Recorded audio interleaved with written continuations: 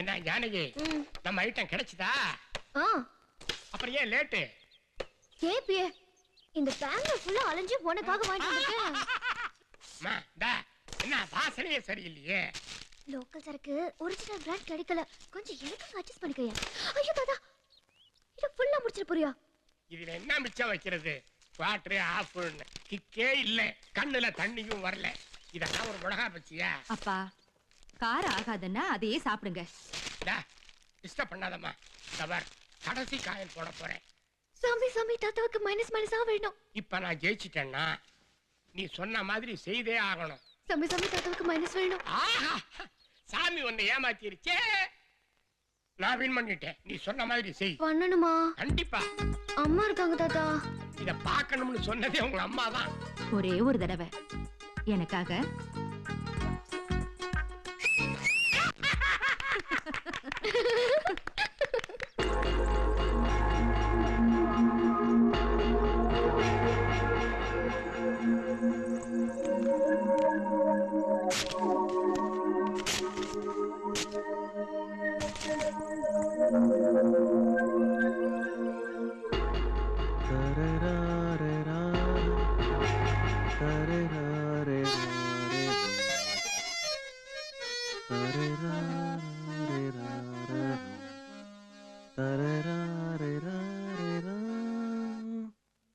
மாமா, நீங்க சொன்ன சபா செக்ரட்டரி கூட்டி வந்திருக்கேன் மாமா. வாயா. வணக்கம் சார். வணக்கம் இருக்கட்டும். என்னது ஃபங்க்ஷனுக்கு நான் வர முடியாது. ஏன் சார்? நீ அடிச்ச இன்விடேஷனை நீயே படி. தலைமை நீங்க வாழ்த்துறை ஜி பாண்டுரங்கராவ்.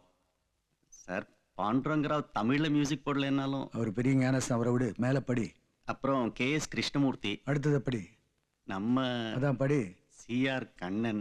போதும், அவன் பேரை முன்னாடி சொல்லாத. ஃபங்க்ஷனுக்கு வரமாட்டேன்னு சொன்னது ஏன் சார் நீயே? அதான். நீங்களும் அவரும்?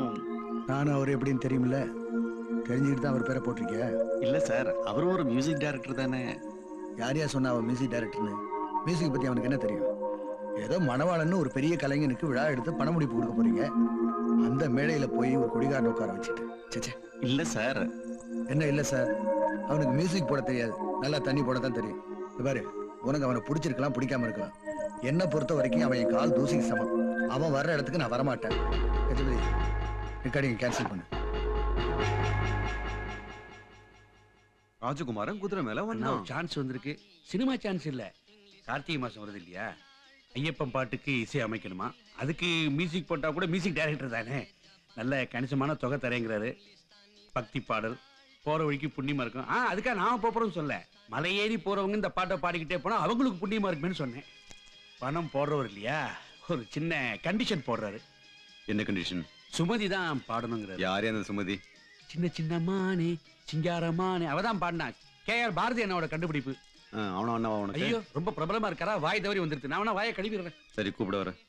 சார் வாங்க. நீங்க எல்லாம் அப்போ புறப்படுறீங்களா? இருக்கட்டும். இருக்கட்டும். எல்லாம் அண்ணாவோட குழந்தைங்கள, பக்கத்து வீட்டு குழந்தைங்க.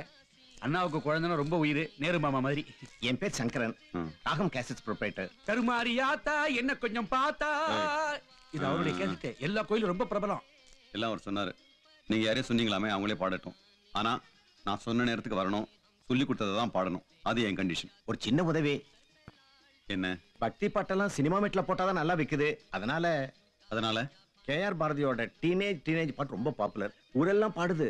ஆமா, ஐயப்பன் கூட டீனேஜ்ல தான் மலைக்கு போனாரு. அதே டியூனை காப்பி அடிச்சு இவர் போட்டு கொடுத்தாலே நல்ல வியாபாரம் ஆகும். காப்பி அடிச்சு வெளில போயா? என்ன சொல்லிட்டா நீ வேற என்ன விரட்டாத? என்ன விரட்டாம என்ன சார் செய்வாங்க? இன்னொருத்தர் பாட்டை காப்பி அடிச்சுன்னா போன்னு சொல்லாம வான்னு கூப்பிட்டு கொஞ்சுவாங்களா? KR எங்கேயோ இருக்காரியா, என்னவோ பேசுறாரு. வரட்டுக்கு ஒரு பார்க்காம அந்த டியூனை காப்பி அடிச்சு போட்டு கொடுத்தா இவர் பொழைப்பாத நடக்கும்னு சொன்னா. KR பாரதி டியூனை காப்பி அடிச்சு பொழப்பணும் எனக்கு ஒன்றும் அவசியம் இல்லை. அதுக்கு அரை மணி கழுத்தை உத்தத்தை தொங்கலாம். KR பாரதி உங்களுக்கு வேணா பெரிய ஆளா இருக்கலாம். என்ன பொறுத்த வரைக்கும் அவன் இந்த மூலையில கிடக்குதா அந்த குப்பைக்கு சமானவன். யார் குப்பை? நீ குப்பை. இன்னொரு பாரதி பத்தி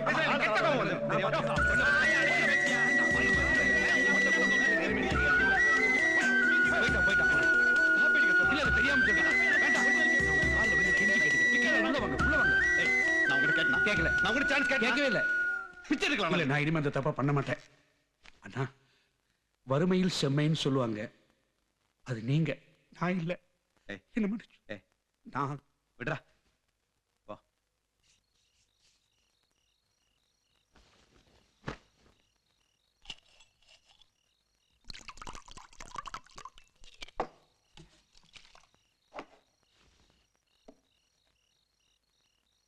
ராமநாதன், ராமநாதா, இதோ வந்துட்டேன். ஆ. அவன் என்னடா, என்ன? இந்த tune ஆ?